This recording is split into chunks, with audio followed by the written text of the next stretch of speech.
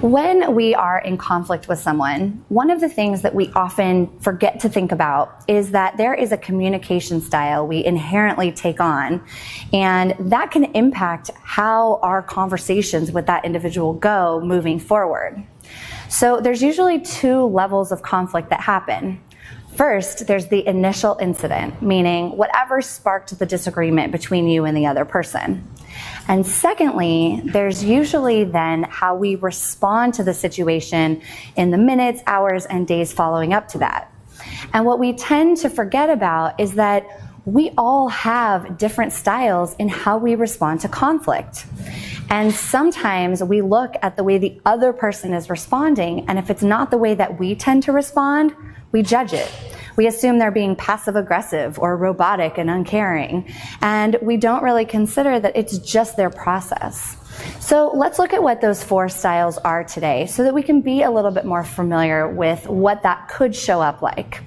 We do this based on the research of Dr. Mitchell Hammer and his conflict style inventory. And these are four communication styles that can show up for you. The first is called discussion style. That's where you are a direct communicator, but you're emotionally restrained. So you are someone who wants to get to the root of the issue, solve it sooner rather than later, but you're not going to show a lot of emotion through the process, even though it may be impacting you. The second style is engagement style, and that's where you're still a direct communicator, but you're more emotionally expressive. So you want to resolve it right away, you want to get to the root of the issue, and you're going to say how it's making you feel.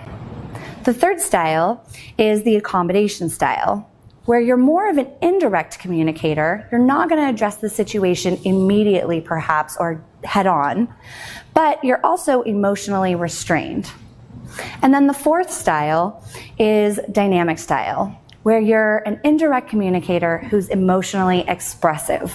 So you're showing that something's bothering you, but you might not be ready to talk about it quite yet. So you can imagine how those four styles can really butt heads after a conflict has happened when tensions are already high. You think about someone who might be a discussion style, who wants to just address the issue and not show a lot of emotion, trying to deal with someone who might be more of a dynamic style, someone who's not ready to quite talk about it yet, but you can definitely tell something's wrong, and how the two of them could really accuse the other of responding inappropriately to the conflict.